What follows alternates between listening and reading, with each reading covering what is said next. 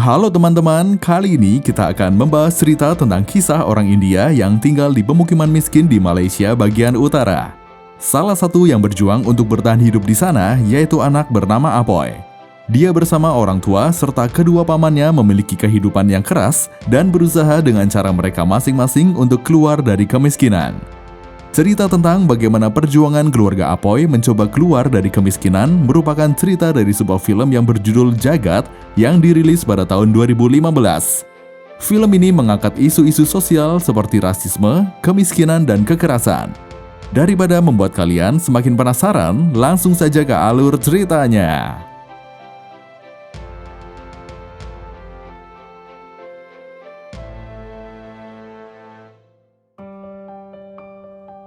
Film dimulai dari seorang anak laki-laki India bernama Apoy. Dia dan keluarganya tinggal di utara Malaysia yang merupakan pemukiman miskin yang berisi para imigran dari India. Hari itu, Apoy tengah menonton televisi. Begitu mendengar sepeda ayahnya, dia segera mematikan televisi dan berpura-pura belajar. Tapi ternyata ayahnya tidak bisa dibohongi. Ketika merasakan hangat saat menyentuh televisi, dia tahu Apoy sedang tidak belajar. Ayah Apoy bernama Maniam. Maniam sendiri sangat ingin Apoy bisa menjadi anak yang pintar. Setelah memeriksa buku sekolah Apoy, Maniam bertanya, mengapa Apoy mendapat nilai F? Apoy pun menjawab, Pak Guru menyuruh untuk menulis esai dengan judul Aku Adalah Pulpen. Jadi dia menulis tentang sebuah pulpen yang bisa terbang. Maniam marah dan menyebutnya Apoy bodoh. Apoy pun menjelaskan bahwa gurunya ingin para murid menggunakan imajinasinya. Sebagai hukuman, Maniam kemudian menyuruh Apoy menulis esai yang bisa mendapat nilai A. Tapi Apoy berkata, esainya sudah dinilai, tidak ada gunanya jika dia menulis lagi. Namun Maniam tidak peduli, Apoy tetap harus menulis esainya lagi. Esok paginya, Apoy pun berangkat ke sekolah seperti biasa. Hari itu di sekolah dia belajar tentang pola. Pak Guru meminta para murid untuk membentuk pola dengan sayuran yang dicelup cat. Bukannya membuat seperti yang disuruh, Apoy membuat lukisan abstrak yang dia coret-coret dengan tangannya sendiri. Hasilnya yang bagus membuat teman-temannya memujinya.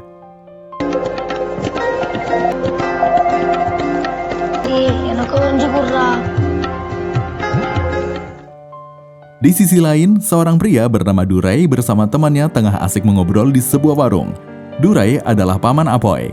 Saat itu, teman Durai berkata, kalau sapi-sapi di Jepang diberi minum bir dan dipijat agar dagingnya empuk.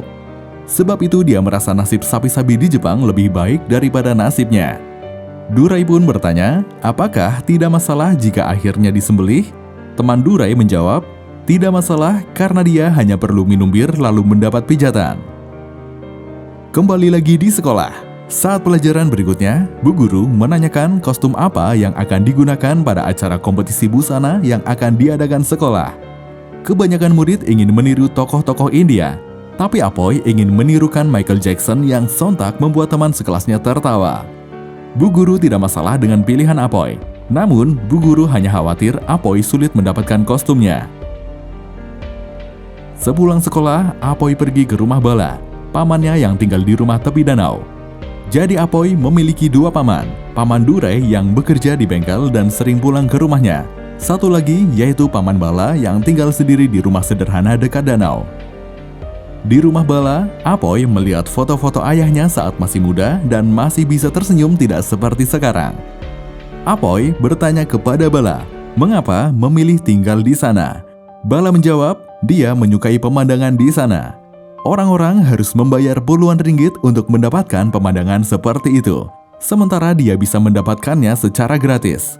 Bala lalu mengajarkan bahwa hal yang mereka inginkan sebenarnya ada di sekeliling mereka. Mereka hanya perlu membuka mata. Karena perkataan pamannya itu, Apoy kemudian pergi mengumpulkan barang-barang untuk dia buat menjadi baju Michael Jackson. Mulai dari topi hingga jaket kulit, dia buat sendiri dari bahan-bahan seadanya.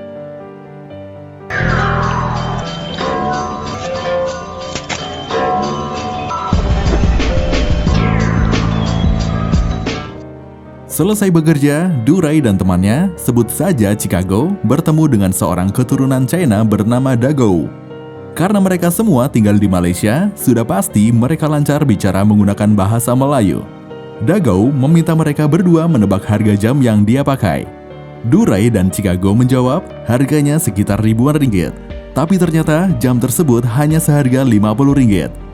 Dagou kemudian menjelaskan, hanya karena dia memakai mobil besar dan berpakaian rapi, orang-orang akan percaya barang yang dipakainya asli. Tapi jika orang seperti Durai yang hanya menggunakan motor, pakai barang asli sekalipun orang tak akan percaya. Malam itu Durai tak bisa tidur karena memikirkan penawaran dari Dagou untuk menjadi seorang penagih hutang. Melihat kakaknya atau ayah Apoy menggunakan tali rafia sebagai ikat pinggang, dia menyadari betapa miris hidup mereka dan akhirnya menerima pekerjaan itu. Di sekolah, Apoy terlihat menemui Pak Guru menanyakan kenapa gambarnya mendapat nilai C. Pak Guru menjawab, gambar Apoy memang bagus, namun tugas yang diberikan adalah membuat pola menggunakan sayuran. Pak Guru kemudian mengetuk gelas dengan sendok dan bertanya, apa yang Apoy dengar? Apoy menjawab dentingan. Pak Guru lalu berkata, seperti itulah Apoy. Saat diminta menggambar gelas dan sendok, justru yang digambar bunyinya. Pak Guru mengatakan kalau suatu hari Apoy akan mengerti apa yang dia katakan. Apoy kemudian diberitahu kalau tahun depan ada tes pencapaian sekolah dasar dan tak akan ada lagi kelas seni.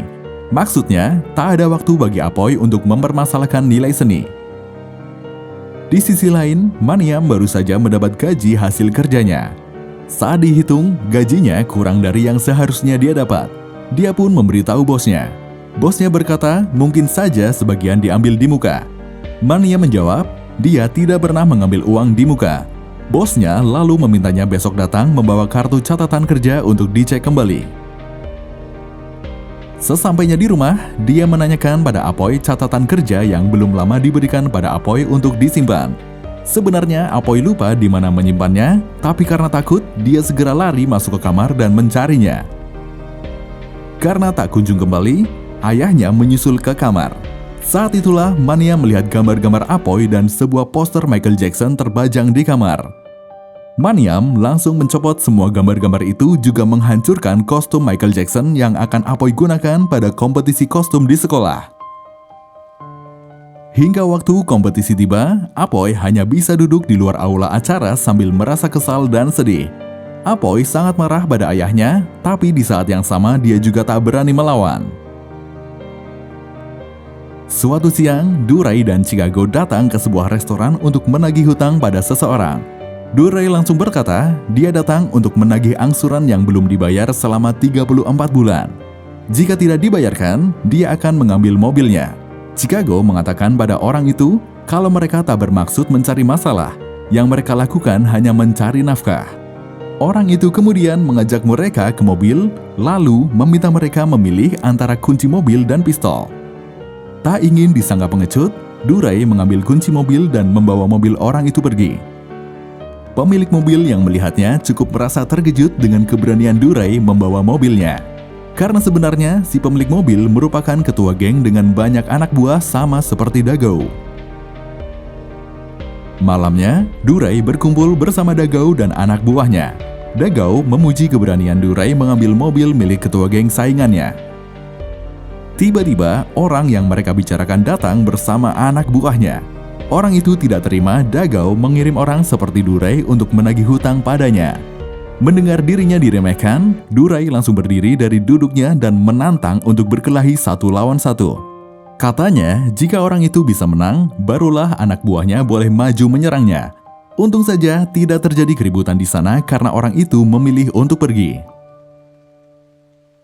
Hari berikutnya, Apoy sedang mengikuti pelajaran tambahan di rumah gurunya. Saat itu, satu persatu anak maju untuk dites hafalan perkalian. Apoy memang tak pandai dalam belajar. Bahkan di pelajaran yang lain pun, dia tidak memiliki nilai yang cukup bagus.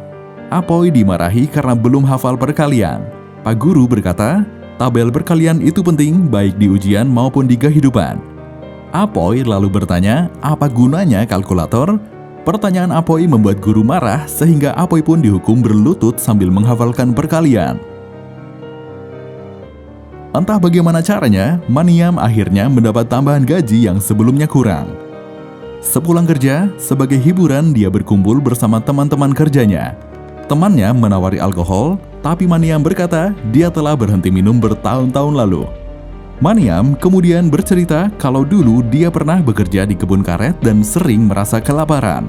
Kini setelah pindah di kota, keadaannya tidak lebih baik. Dia tetap menjadi budak, hanya ganti majikan saja. Menurutnya, mereka butuh uang untuk memutus perbudakan dan satu-satunya jalan adalah lewat pendidikan.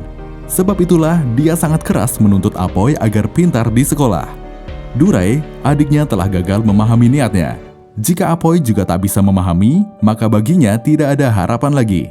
Suatu siang, Apoy yang sedang berjalan sendiri terlihat oleh Maniam yang baru pulang kerja. Maniam pun langsung mendekat dan memintanya naik ke sepeda untuk pulang dan belajar. Maniam tidak suka melihat Apoy menghabiskan waktu untuk bermain. Dia ingin Apoy belajar agar menjadi orang pintar dan sukses di masa depan.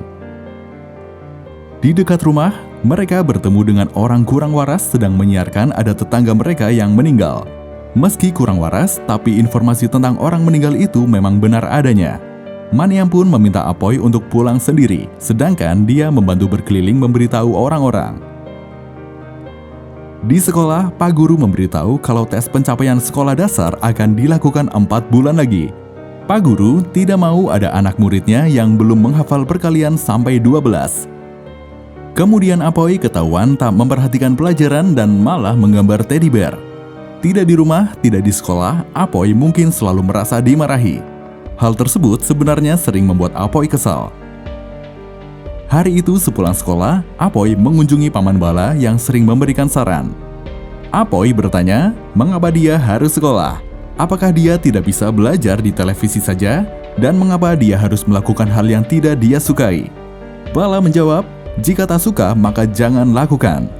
Apoy lalu memberitahu jika dia tidak hafal perkalian dalam 2 minggu, ayahnya akan dipanggil ke sekolah. Bala kemudian memberinya sebuah cermin. Dia berkata, itu adalah cermin ajaib yang bisa mengukur seseorang pintar atau bodoh. Katanya, Apoy harus menghafalkan tabel perkalian sambil melihat cermin itu. Apoy kemudian pulang dan melakukan apa yang dikatakan pamannya. Semakin lama, Durai semakin dekat dengan Dagou karena kerjanya yang bagus. Bahkan Dagou tak segan mengajak Durai untuk makan malam bersama di rumah. Di tengah perjalanan, mereka bertemu dengan Bala. Diajaklah Bala bersama mereka untuk ikut makan malam. Ternyata Bala pernah menjadi anak buah Dagou juga. Namun, hubungan mereka terputus ketika Bala ditangkap dan masuk ke pusat rehabilitasi akibat kecanduan narkoba. Selesai makan malam, Bala diantar pulang oleh Durai menggunakan mobil Dagou. Durai bertanya pada Bala, apakah pilihannya salah bergabung dengan geng yang dipimpin oleh Dagou? Bala menjawab, semua orang tahu jalurnya, tapi sedikit yang melaluinya. Hari-hari berikutnya, Durai terus melakukan pekerjaannya sebagai penagih hutang sekaligus tukang pukul karena dia dan teman-temannya akan memukul orang-orang yang tak bisa membayar hutang. Begitupun juga Apoy. Dia terus berusaha menghafalkan tabel perkalian dan masih sering dimarahi oleh ayahnya. Sesekali, Apoy iseng menggunakan telepon umum untuk menelpon layanan darurat tapi tak mengatakan apapun, dan malah hanya menggeram seperti kucing berkelahi. Akhirnya, 2 minggu berlalu, Apoy diminta berdiri oleh Pak Guru untuk menyebutkan tabel perkalian 12. Apoy berhasil menyebutkan tanpa ada kesalahan. Setelah itu, Apoy bertanya pada gurunya berapa 17 kali 8? Karena tidak dijawab, Apoy pun menjawabnya dan mengatakan gurunya tak tahu tabel perkalian. Hal itu membuat teman sekelasnya tertawa. Sambil menahan marah, Pak Guru berkata, hafal tabel perkalian hingga 12 sudah cukup. Ada kalkulator untuk angka selebihnya. Apoy merasa kesal karena Pak Guru menggunakan alasan yang dia gunakan dulu. Bedanya, dulu dia dimarahi, Apoy bertanya mengapa dia dimarahi jika melakukan kesalahan, tapi tidak sebaliknya. Pak Guru menjawab, dalam kepercayaan mereka, ayah, ibu, dan guru adalah Tuhan. Sepulang sekolah, Apoy mengambil minuman dan makanan persembahan dewa untuk diberikan kepada orang gila bernama Enaman. Apoy mengatakan pada Enaman bahwa Pak Ramu, gurunya di sekolah, sudah meninggal dan pemakamannya besok pukul 3 sore. Enaman pun langsung berkeliling desa memberitahu semua orang bahwa Pak Ramu sudah meninggal. Di tempat biliar, seorang bernama Fadi Velan mendatangi Durai lalu menawari untuk bergabung dalam bisnis narkoba. Tapi Durai menolak, dia tidak ingin berbisnis narkoba. Meksiko கூப்பிடு. நீலாம் வேட்டக்காரனா? எனக்கு தூள் பிசினஸ் பிடிக்காது. தூள் ஆக்குற பிசினஸ் தான் பிடிக்கும். நல்லா இருக்கு. திரும்ப வந்துடாத வடிவல. Esoknya, semua orang akhirnya tahu kalau Pak Ramu masih hidup dan berita bohong tentang kematian itu ulah Apoy. Katanya Apoy melakukannya karena dipukul oleh Pak Ramu sebab PR-nya tidak selesai. Mendengar penjelasan itu, Maniam merasa malu kepada orang-orang. Maniam pun pergi mencari Apoy. Saat itu, Apoy sedang bersama dua temannya sambil membawa sebatang rokok untuk mainan. Sayangnya, Maniam yang sudah terlanjur marah mengira Apoy merokok. Apoy diseret pulang kemudian diikat di pohon. Maniam mengingatkan orang-orang untuk tak mencoba menolong Apoy.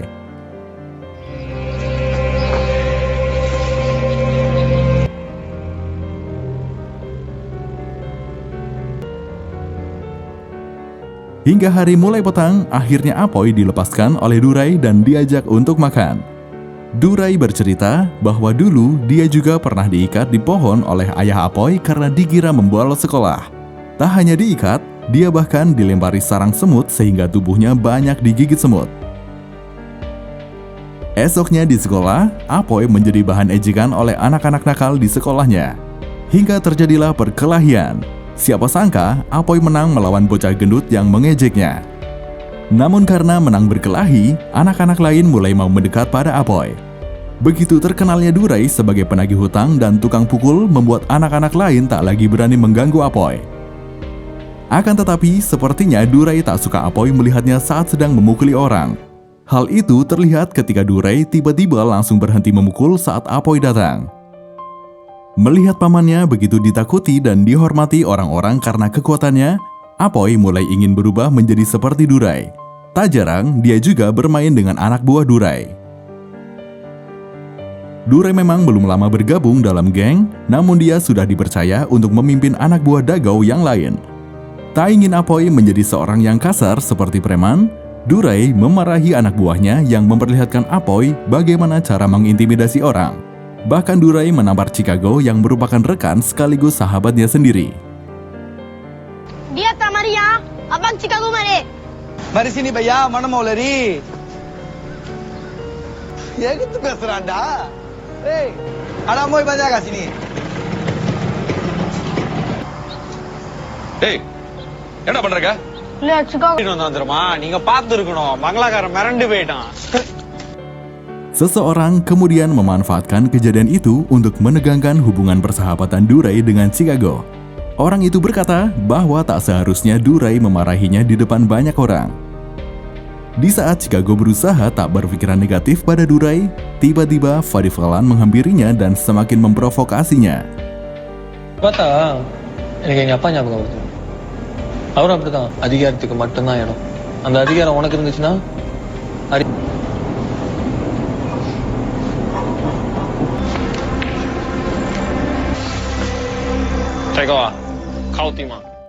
Suatu hari permintaan heroin semakin banyak, sedangkan stok yang Fadi Velan miliki tinggal sedikit. Tak ingin rugi, Fadi Velan menyuruh anak buahnya menghancurkan sebuah gelas kaca, hingga menjadi serbuk kemudian dicampurkan dengan heroin. Suatu ketika, Bala yang seharusnya sudah berhenti kecanduan narkoba, tiba-tiba ingin menggunakannya lagi. Keinginan itu muncul setelah dia melihat sebuah keluarga kecil sedang makan bersama, yang mana membuat Bala teringat pada Maria, kekasihnya yang sudah lama tiada. Dengan mudah dia mendapatkan narkoba dari temannya. Seperti biasa, Apoy tiba-tiba datang ke rumah untuk bermain.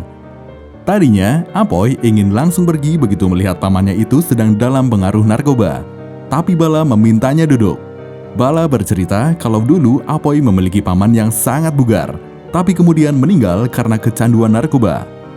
Bala mengingatkan agar jangan sampai Apoy bersentuhan dengan narkoba. Memang agak aneh mendengar wejangan seperti itu dari orang yang sedang menggunakan narkoba. Hari berikutnya, Apoy mendengar Bala meninggal dunia. Apoy dan ayahnya kemudian melakukan upacara pembakaran untuk Bala.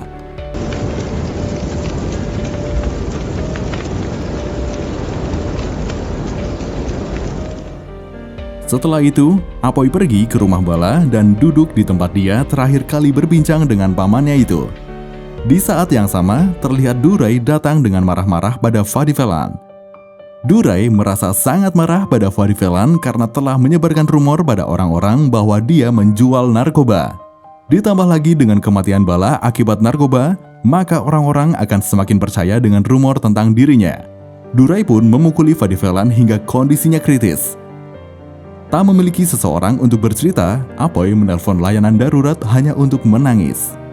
Tidak hanya Apoy, Maniam juga tampak terpukul dengan kematian Bala. Selanjutnya, Dagao datang menemui Maniam untuk membahas perbuatan Durai yang memukuli Fadivelan.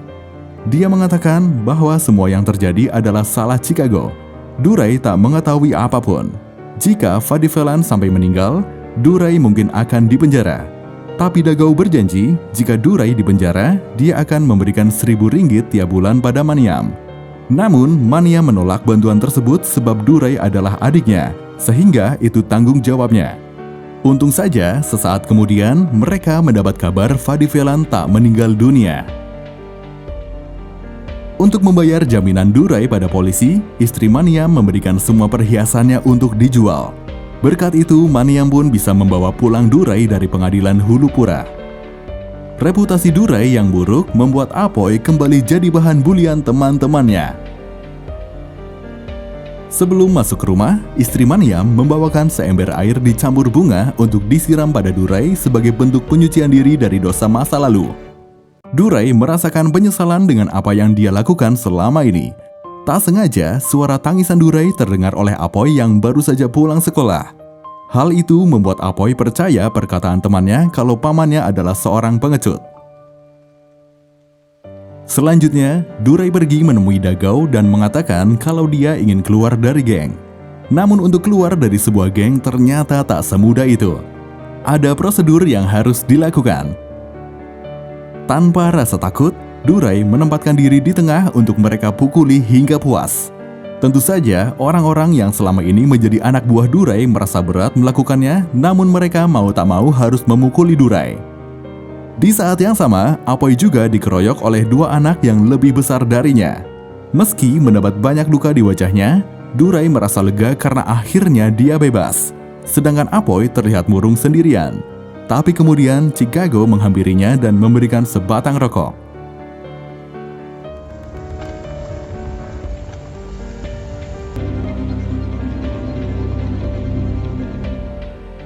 Seperti itulah kisah tentang orang India yang tinggal di pemukiman miskin di Malaysia bagian utara. Terima kasih dan sampai jumpa di alur cerita selanjutnya.